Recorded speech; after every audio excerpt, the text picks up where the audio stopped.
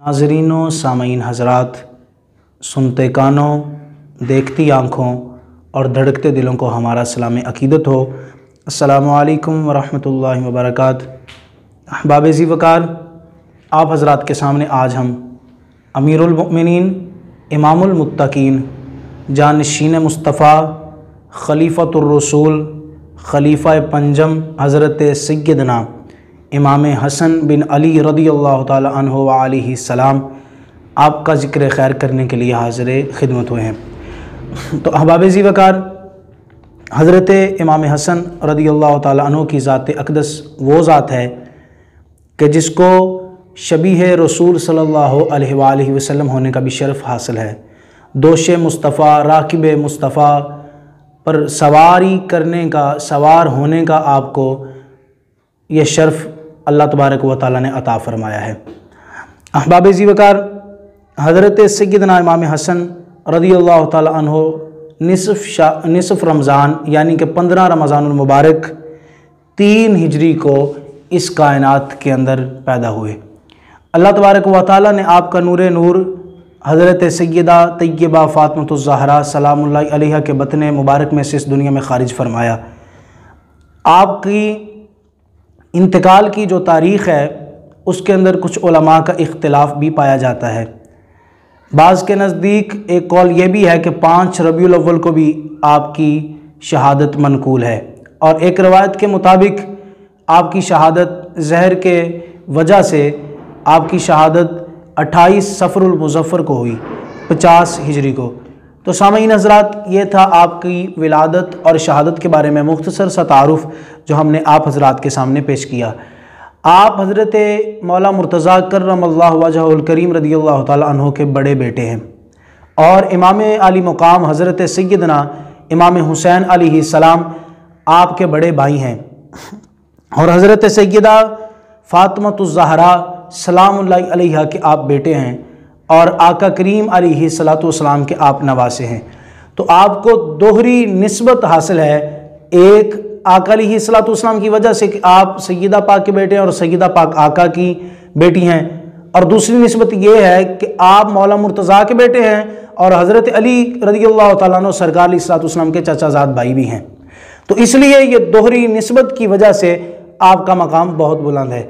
आप खुश बात करने वाले, खुश मजाज रहने वाले, और इतनी आपके चेहरे की रौनक थी कि लोग देखकर यही दूर से समझते थे कि जिस तरह आका अलैहिस्सलातु वस्सलाम तशरीफ़ ला रहे हैं। तो आइए आप हज़रात के सामने हज़रत सय्यदा तय्यबा ताहिरा हज़रत सय्यदा आयशा सिद्दीक़ा बिनते अबू बकर सिद्दीक़ रज़ियल्लाहु ताला अन्हु के बारे में भी मैं अर्ज़ करता जाऊँ कि आप हज़रत इमाम हसन रज़ियल्लाहु ताला अन्हु से बेशुमार सहाबाए किराम ताबईन ने जो है वो अहादीस रवायतें की हैं। उन्हीं में हज़रत सय्यदा आयशा सिद्दीक़ा भी मौजूद हैं, और दिगर ताबईन मसलन आपके साहबज़ादा अबुल होरा रबिया बिन शेबान शोबी अबुल वाइल ने रवायत की है। आप सूरत में हुज़ूर नबी करीम सल्लल्लाहु अलैहि वसल्लम के बहुत ज़्यादा मुशाबे थे। आपसे बढ़कर आका अलैहिस्सलातु वस्सलाम की तस्वीर कोई दूसरा शख्स नहीं था। हज़रत मौला मुर्तज़ा कर्रमल्लाहु वजहुल करीम रज़ियल्लाहु ताला अन्हु से रवायत है, और वो भी तिरमिज़ी शरीफ के अंदर हज़रत इमाम हसन हज़रत अनस बिन मालिक रज़ियल्लाहु ताला अन्हु फरमाते हैं कि लोगों, मैंने रसूलुल्लाह सल्लल्लाहु अलैहि वसल्लम से मुशाबे हज़रत इमाम हसन से बढ़कर किसी को नहीं देखा, यानी कि हज़रत इमाम हसन सबसे ज़्यादा आका अलैहिस्सलातु वस्सलाम के मुशाबे थे और आपकी तस्वीर थे। और मौला मुर्तज़ा भी यही फरमाते हैं, रवायत हज़रत अली रज़ियल्लाहु ताला अन्हु से कि हज़रत इमाम हसन सबसे ज़्यादा मुशाबे थे रसूलुल्लाह सल्लल्लाहु अलैहि वसल्लम के, सीने तक, चेहरे से लेकर सीने तक, और सीने से लेकर कदमैन शरीफ तक हज़रत इमाम हुसैन पाक आका अलैहिस्सलातु वस्सलाम के मुशाबे थे। तो ये आपके फ़ज़ाइल और जो बयान किए मौला मुर्तज़ा ने और हज़रत अनस बिन मालिक रज़ियल्लाहु ताला अन्हु ने।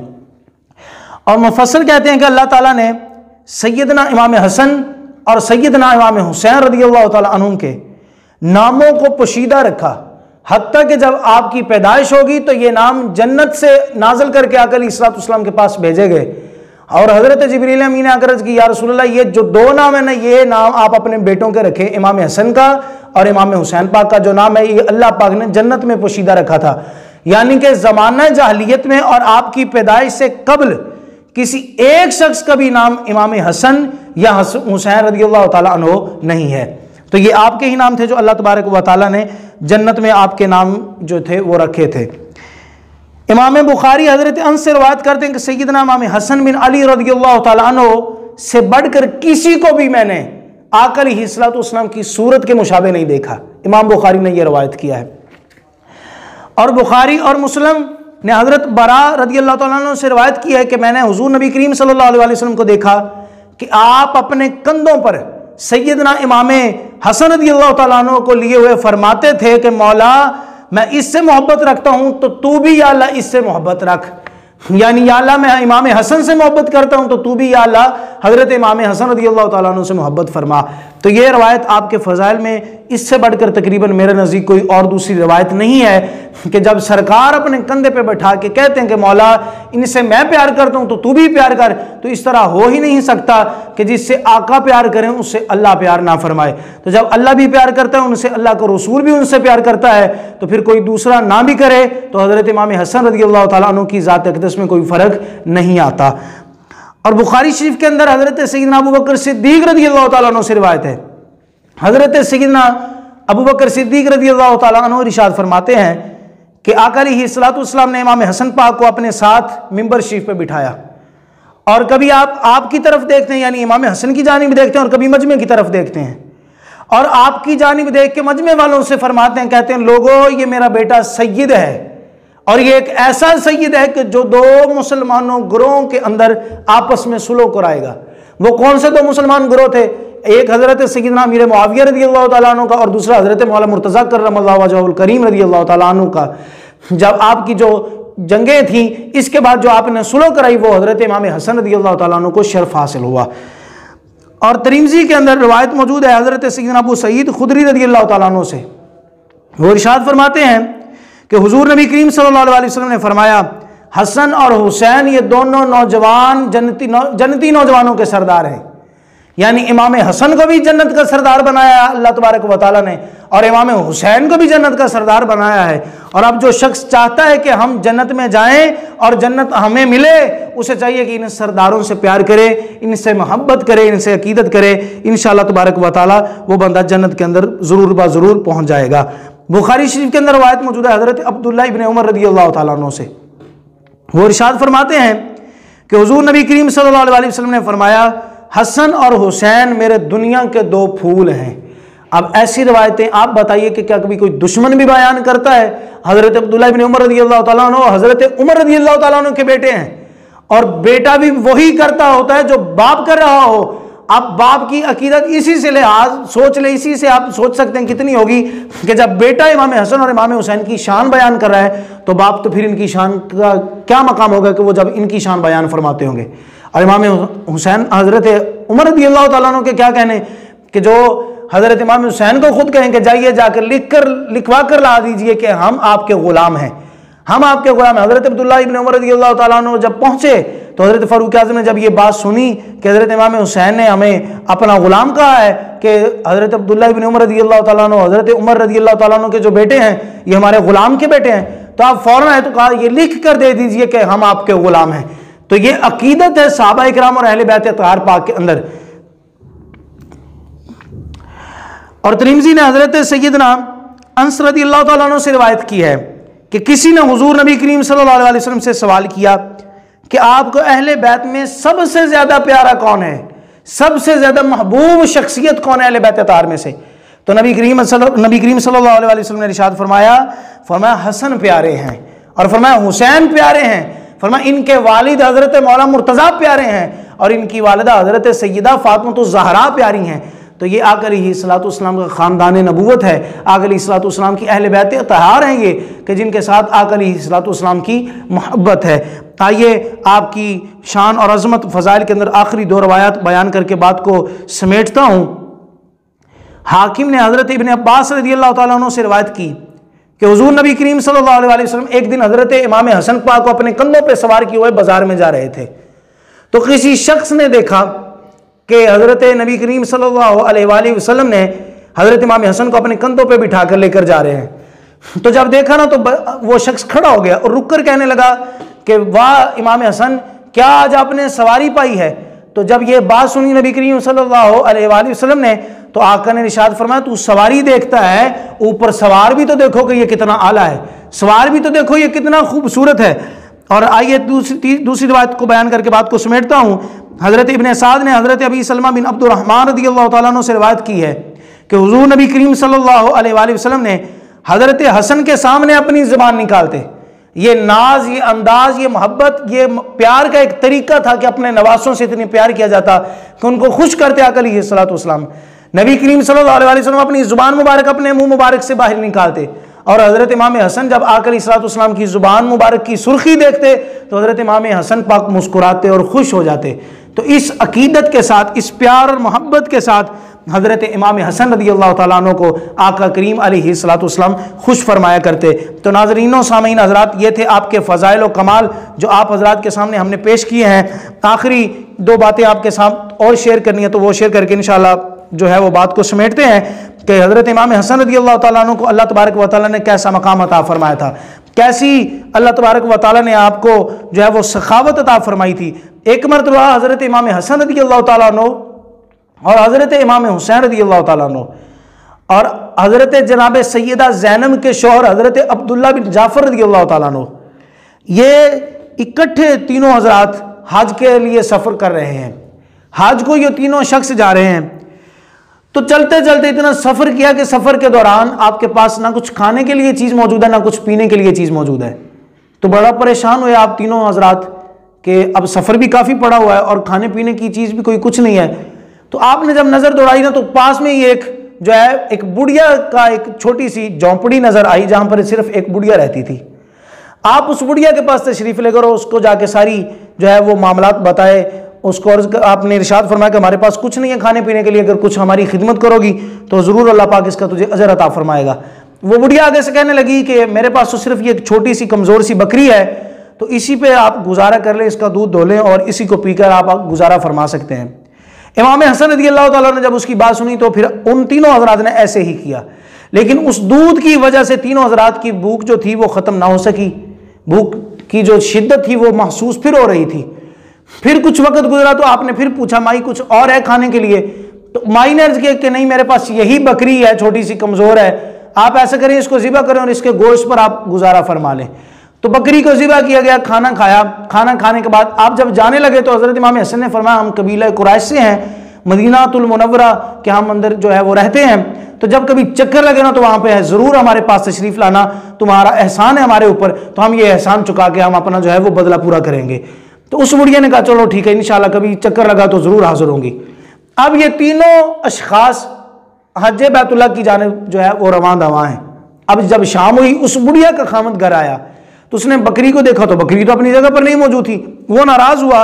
तो जब नाराज़ हुआ ना, तो फिर नाराज़ होने के बाद औरत ने सारी सिचुएशन जो थी वो बता दी, सारा मामला जो था वो बता दिया। जब ये सारी बात उसने बताई तो फिर वो आगे से खामोश हो गया, कुछ नहीं कह सका। लेकिन कुछ वक्त गुजरा, कुछ माह गुजरे। कुछ वक्त गुजरने के बाद हर तरफ ही कैद साली छा गई। जब कैद का जो दौर था वो शुरू हुआ तो उस बुढ़िया को वो बात याद आई कि एक मरतबा हज़रत इमाम हसन ने कहा था जब परेशानी हो तो मदीने आना। अब वो हज़रत इमाम हसन के घर को भी नहीं देखा हुआ था उसने, हज़रत इमाम हसन को वैसे भी नहीं जानती थी। तो जब इतना मामला हुआ, उसने क्या किया, सारा अपना वहाँ से घर समेटा और कुछ जो सामान था वो लिया, लेकर अपने खावन को मदीने की तरफ जाने जो थी वो रवां दवा हो गई। मदीना जब पहुंची, अब उसे कोई वहां पर जानता नहीं था। अब हाथ के अंदर एक कटोरा लिए हुए गली गली में जो है वो भीख मांग रही है। अचानक हज़रत इमाम हसन रज़ियल्लाहु ताला अन्हु बाहर आते हैं। जब आप दरवाजे पर तशरीफ लाए ना, तो वो बुढ़िया भीख मांगती मांगती हज़रत इमाम हसन के दरवाजे पर पहुंच आई। जब हज़रत इमाम हसन रज़ियल्लाहु ताला अन्हु उस बुढ़िया को देखा और आपने इरशाद फरमाया, आपने सोचा कि ये तो वही औरत है जिसने हमारी खिदमत की थी, और उस बुढ़िया से जाकर पूछा कि ये आज कैसी हालत बना रखी है आपने। तो उसने सारा मामला बताया कि जहाँ पर कैद के अंदर बाकी लोग भूख और प्यास की वजह से मर रहे थे, उसी वजह के साथ हम भी जो थे वो परेशान थे, तो हमने अपना वहाँ से सामान समेटा और मदीने आ पहुँचे हैं। मुझे आपका घर नहीं पता था, मैं भी मांगती मांगती यहाँ तक पहुँच गई हूँ। हज़रत इमाम हसन ने जब ये बात सुनी तो आप इतना जो थे वो परेशान हुए कि आपकी आंखों में आंसू जो थे वो टपकना शुरू हो गए और आपकी आंखों से आंसू गिरना शुरू हुए। जब आंसू गिरे तो आपने अपने गुलाम को बुलाया, गुलाम आता है अब, और गुलाम को बुलाकर फरमाने लगे, जाओ और इस बुढ़िया औरत को 1000 बकरी खरीद कर लाओ और 1000 खरीद कर बकरी लाई गई और उस बुढ़िया को नजराना कर दी गई। फरमाया, जा माई, तूने वहां पर एक बकरी के साथ हमारी खिदमत की थी, आज हम 1000 बकरी तुम्हें देकर अपना एहसान का बदला चुकाते हैं। तो ये हजरत इमाम हसन रज़ियल्लाहु ताला अन्हु की सखावत है, आपका प्यार है, आपकी मोहब्बत है, आपकी अकीदत है। एक मरतबा हजरत इमाम हसन रज़ियल्लाहु ताला अन्हु ने एक अंसारी शख्स से कुछ ज़मीन खरीदी। वो 4 लाख दिरहम की ज़मीन खरीद लिया आपने उस अंसारी से। जब हजरत इमाम हसन को पता चला ना कि उस शख्स ने ज़मीन इसलिए बेची है, उसने किसी का कर्जा देना था। अब कर्जा देने के लिए उस बेचारे ने ज़मीन बेची कि चलो ज़मीन बेचता हूँ, कुछ पैसे होंगे तो कर्जा अदा कर दिया जाएगा। तो ज़मीन तो उसने बेच दी, लेकिन ये बात इमाम हसन को पता चल गई कि इस शख्स ने ज़मीन किस वजह से बेची है। तो जब ये बात पता चली तो आप फ़ौरन शाम के वक्त उसके घर तशरीफ़ ले गए और जाके सारे पैसे भी उसे दे दिए, ज़मीन भी वापस कर दी। कहा, ये ज़मीन भी रखो, इसके अंदर आप खुद रहो, और ये जो पैसे हैं ये 4 लाख दिरहम ले जाओ, जो कर्जा लिया हुआ है जाकर वापस करो। अल्लाह तेरा भी भला करे और अल्लाह तबारक व तआला हमारा भी भला करे। तो ये हज़रत इमाम हसन रज़ियल्लाहु ताला अन्हु की सखावत की दूसरी मिसाल है। आपकी मेहमान नवाजी की आखिरी बात और गुफ्तगू और आज के मौजू को समेटता हूँ, और इंशाअल्लाह तबारक व तआला अगली एपिसोड के अंदर हज़रत सैयदना इमाम हुसैन रज़ियल्लाहु ताला अन्हु का और बाकी जो 14 और इमाम हैं हमारे, उनका इंशाअल्लाह तबारक व तआला 12 जो इमाम हैं उनका इंशाअल्लाह तबारक व तआला आप हज़रात के सामने तारुफ पेश करेंगे और उनकी डॉक्यूमेंट्री आपके सामने पेश करके गुफ्तगू को समेटते हुए फिर इंशाअल्लाह तबारक व तआला सहाबाए किराम का जो तारुफ है 42 शख्सियात का, जिनमें से 4 हो चुकी हैं, फिर वो बाकी जो रह गया इंशाअल्लाह तबारक व तआला वो भी बयान किया जाएगा। आखिरी बात यह है कि हज़रत इमाम हसन रज़ियल्लाहु ताला अन्हु का जो है आपका दस्तरखान बहुत मशहूर था कूफा के अंदर। एक शख्स जो मेहमान था, उसको ना तो शक्ल से मौला मुर्तज़ा के साथ वाकफियत थी, तो ना हज़रत इमाम हसन के साथ वाकफियत थी। वो चलते चलते जब कूफे में दाखिल हुआ ना, तो हज़रत मौला मुर्तज़ा रज़ियल्लाहु ताला अन्हु आप दरख्तों की जो है वो कटाई कर रहे थे, दरख्त काट रहे थे। वो पास आया आकर कहने लगा कि आपके पास कुछ खाने के लिए है? मेरे पास तो कुछ खाने के लिए नहीं है। तो मौला मुर्तज़ा रज़ियल्लाहु ताला अन्हु ने फरमाया, हाँ वो दरख्त के पास जाओ, उस दरख्त के साथ मैंने अपना खाना लटकाया हुआ, वहां से ले लो तो जाके खा लो तुम। वो जब दरख्त के पास है, उसने जब वो खाने वाला बर्तन खोला ना, तो उसमें से सूखी रोटियां मिली। तो वो तो बड़ा परेशान हुआ, हैरान हुआ। उसने कहा, चलो यार, मैं तो मुसाफिर था, मैं तो भूखा हुई हूँ, लेकिन ये तो बेचारा मुझसे भी जो है वो गरीब शख्स लगता है, ये तो मुझसे भी कमज़ोर लगता है कि जिसके पास सूखी रोटियाँ हैं। उसने कहा, ये भी मैं अगर खा लूँगा तो इसके पास क्या बचेगा? उसने उससे पूछा कि ये तो खाना सूखा है। मौला मुर्तज़ा से कहने लगा, ये तो आप खाएंगे, आपके लिए है, मैं अगर खाऊंगा तो आपके लिए क्या बचेगा? तो हज़रत अली रज़ियल्लाहु ताला ने फरमाया, आप ऐसे करो, कूफा चले जाओ। कूफा के अंदर हज़रत इमाम हसन रज़ियल्लाहु ताला अन्हु का दस्तरखान बहुत वसी है और बहुत मशहूर है वो दस्तरखान, वहाँ से कभी भी उनकी चौखट से कोई खाली नहीं जाता। अब वो शख्स इमाम हसन का पूछता पूछता दस्तरखान पर पहुँच गया। हज़रत इमाम हसन रज़ियल्लाहु ताला अन्हु ने खाना लगवाया। जब दस्तरखान पर खाना लग गया, अब वो खाना खा भी रहा है और साथ साथ कुछ खाना उठा के अपनी थैली में भी डाल रहा है, खाना छुपा रहा है। हज़रत इमाम हसन ने देखा और देखकर फरमाने लगे, ओ अल्लाह के बंदे, तू खाना खा ले, और अगर तेरे और अहलो अयाल हैं तू हमें बता, हम उनके लिए तुझे अलहदा तौर पे खाना दे देते हैं। ये क्या कर रहा है? साथ साथ खा भी रहा है और साथ साथ खाना छुपा भी रहा है, ये ऐसी हरकतें तू क्यों कर रहा है? तो वो आगे से कहने लगा, हुजूर नहीं, मेरा अहले अयाल कोई नहीं है, मैं तो मेहमान हूँ। मैंने रास्ते में देखा कि एक जंगल में एक शख्स कमज़ोर सा, ठीक है ना, वो बंदा लकड़ियाँ काट रहा था और वो बेचारा सूखी रोटियाँ लिए बैठा था, सूखी रोटियों पे गुजारा करता है, तो इसलिए मैंने सोचा कि उसके लिए कुछ खाना ले जाऊं, यहाँ से ले जाते हुए जाते जाते उसे भी दे दूंगा।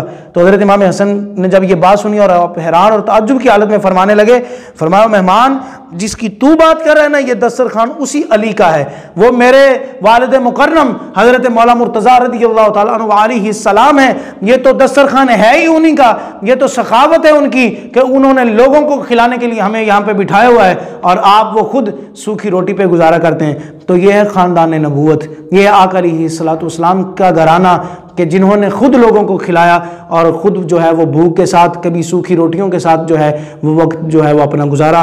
अल्लाह तबारक व तआला हमें इनकी ज़िंदगी को समझने की और इस पर अमल करने की और हमेशा इनका हमें ग़ुलाम रहने की तौफ़ीक अता